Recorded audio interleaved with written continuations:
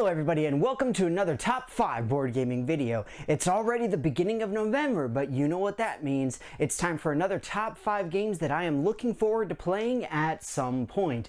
And of course this means that it can be either new games that are just now coming out, older games that are getting reprinted, older games that are getting second or third or whatever editions, anything along those lines. Just something that is coming out that you haven't been able to get relatively recently. But regardless, you all know how it works. Let me know what you think in the comments below. What are games that you are looking forward to, especially with the holidays coming up? I would love to hear it all, but without further ado, we're going to dive right in with my number 5.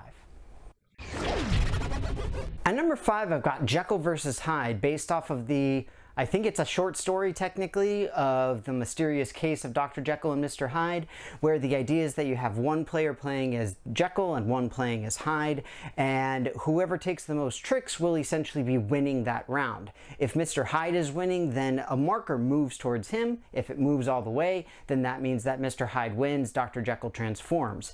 If Dr. Jekyll can maintain himself all the way through and win enough tricks, then that means that he will remain in human form and he wins, or she, whoever plays as Dr. Jekyll. That said, it's low on the list because obviously it's a very, very simple game. It really doesn't have asymmetry to it, even though it seems like it should.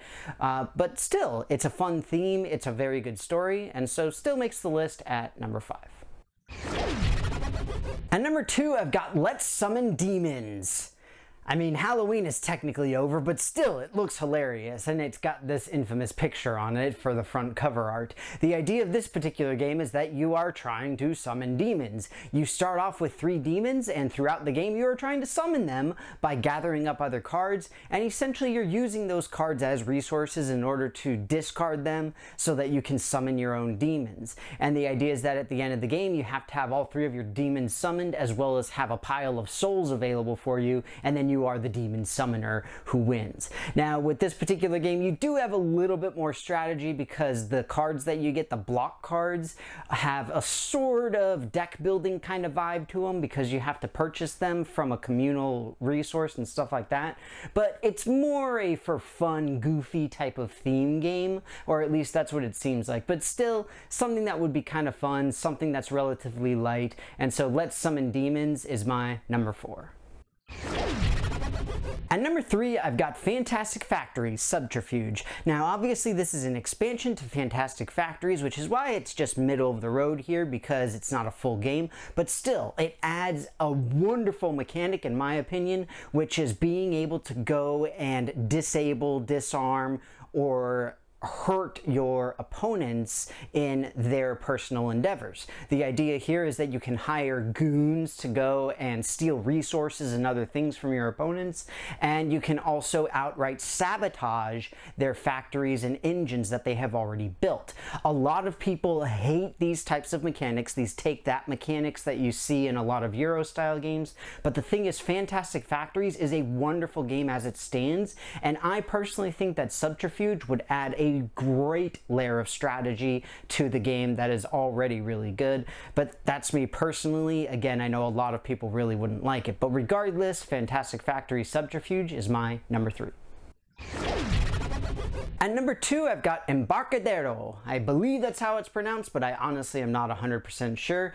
In this particular game, it takes place during the California Gold Rush and subsequently the building out of the San Francisco ports. The idea is that you are trying to be one of the major players in the port arena type of thing, where you are controlling the ins and outs and the comings and the goings of the shipping and receiving and the imports and exports. So this has a lot of tile placement, hand management, card management, all sorts of different mechanics like that. It looks very interesting, very Euro style, and I love the theme of having the gold rush styling around it.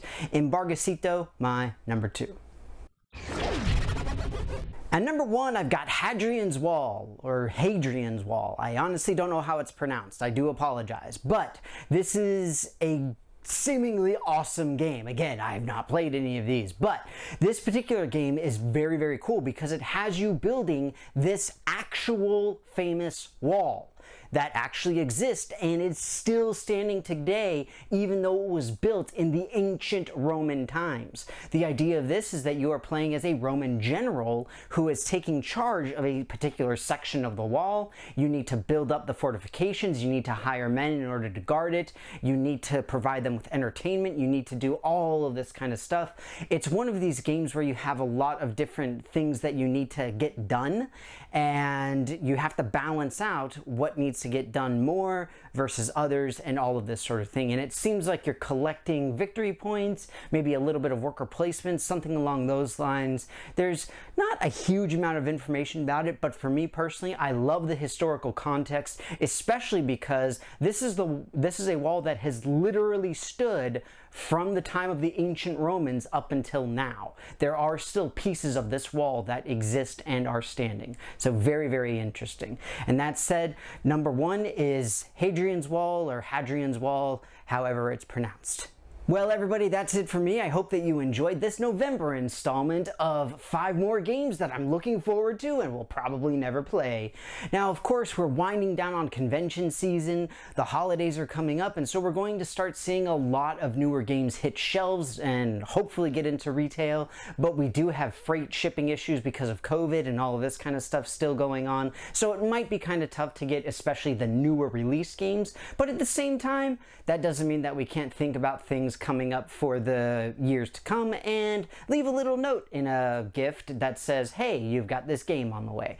But regardless, as always, please let me know what particular games you're looking forward to in the comments, because I love to hear anything and everything. And if you haven't done so already, please take a look at my various social media pages where you can interact with myself and my channel in a whole bunch of really fun ways. That said, if you're still living in an area where COVID is a problem, please be careful, please stay safe, please get vaccinated if you have not already done so. We are so close to beating this thing back and getting back to some semblance of normalcy. But that said, logistics and shipping are still a long way out, so don't count on new Kickstarters and these new games to come out super soon.